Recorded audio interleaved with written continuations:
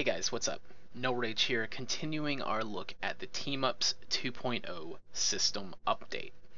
Today we're taking a look at Clea, the next hero in line. If you haven't seen the Team Ups 2.0 system overview, then make sure to check that out because we're going to go through this assuming you've already seen what is changing with Team Ups and know how all that works. We're just going to take a look today at her powers. So let's have a look at, let's get her out here in companion mode. See, she's going to be a ranged hero. Can I get her in a better position? Team Ups, why don't you do this? Alright, let's get her back out here and get her in a better position if we can. There we go, there we go, there we go. Alright, so first off we can see that her basic attack here is a line attack. It's called Bolts of Balthak. I thought that was the... No, I guess it is. Yeah, Bolts of Balthak. Which is... A lot of her skills are going to be pretty much copy-paste from Doctor Strange, as she learned most of her skills from him, it seems. Or they use some of the... I don't know the backstory of Clea. I wish I did. She seems like a really interesting character. But she's going to use Bolts of Balthak here to do a line attack. One with each hand, it looks like, alternating. And then her next skill is Daggers of Dabaroth, which is going to do some mental damage. It's going to summon some daggers. Let's get her in a better position, because I know this one won't... You guys won't see this at all if... There we go. There we go. There we go. Alright. So now we can zoom in a bit and have a look at the actual Daggers of Dabaroth that she summons out.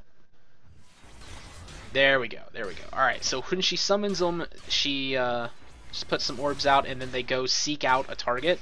If the target's like way over here, then they might seek out different targets, the different bolts. They just kind of go, they heat seek, they find their own targets, and it's pretty cool.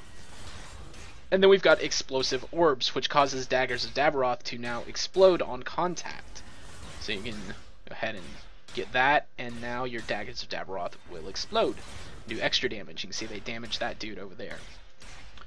Alright, next up we've got Seal of the Vishanti.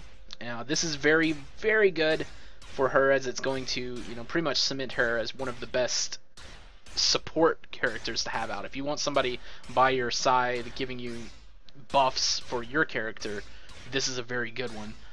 It gives you toughness and power, and it's got a 15-second cooldown, 6-second area duration. And it's kind of got a long cast time, but anything in this area, yourself, your party members, your pets, everything is affected, given toughness and power. A little bit more defense, max health, and a little bit more damage rating and attack and move speed. That's pretty cool. Next up, we've got Flames of the Faltine. Twice, mental damage twice per second, area duration of 4 seconds, cooldown of 6, and then we've got Faltine Inferno, which basically, with these, it causes you to be able to cast, or have a chance on hit, to cast each of these different abilities. So Flames of the Faltine, have a look at what it looks like. There you go, some damage over time. And then Faltine Inferno will cause you to have a chance on hit to cast that yourself. Alright, then we've got Shield of the Seraphim, which is going to give yourself and allies. Okay, so every 15 seconds you cast a 5-second buff on yourself and allies that gives you a 25% for 3 seconds damage negation shield. That's pretty cool. And regenerate 700 health. You and your allies gain Constitution as well.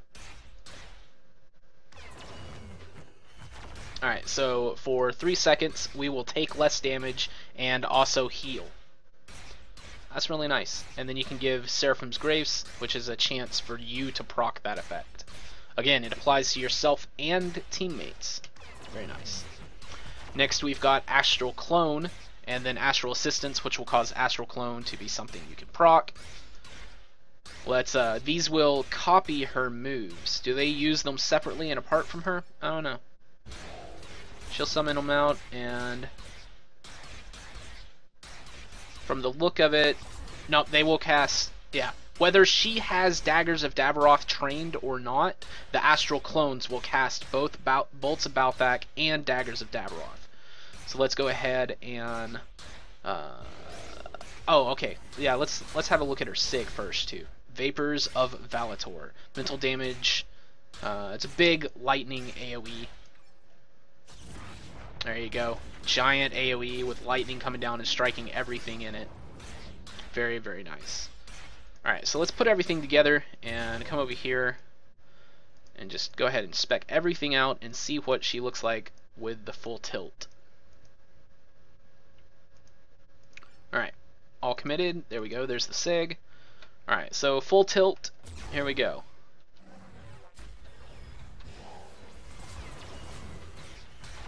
You can see her power animations here are a little bit slower than I'd like them to be personally, but it's still pretty nice damage output when she's got everything going. I don't know, those animations just seem a little bit slow to me. Again, this is Test Center though, and maybe that will get changed by the time she goes live. Still a pretty cool character. Alright, let's have a look at her away procs. We talked about those earlier. Each time you have Faultine Inferno, Seraphim's Grace, or Astral Assistance, you will have a chance to proc those skills we looked at earlier. We're just gonna... There we go, there's some Astral Assistance. I've got some pets going on, just ignore them. I apologize. I should have taken some gear off before I did all this stuff. Alright, but you saw those Astral Assistants come in. You can see the shield proccing on me, and every once in a while you can see a Flames of Faultine cast on the enemy. Nothing too special. You saw those skills like already, so I don't believe Clea comes in to cast them herself. She might, as that is a trend going on with a lot of characters in this review, is when they proc their away procs, they will come in and cast them on you, or for you, or something like that. Her away passive here, and it looks like it's not quite done yet, but it's going to give you maximum power and magic, which is maximum spirit.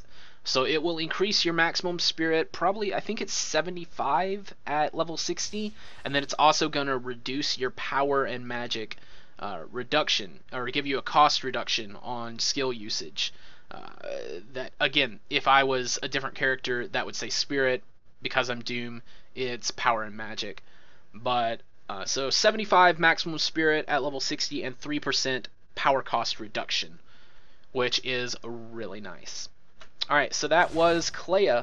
I'll see you guys in the next video, probably taking a look at Dr. Doom himself as a team-up, who can be found in the future fortune cards, I think they're called. Yeah, alright. I'll see you there. Until then, take it easy. Have a good one. Peace.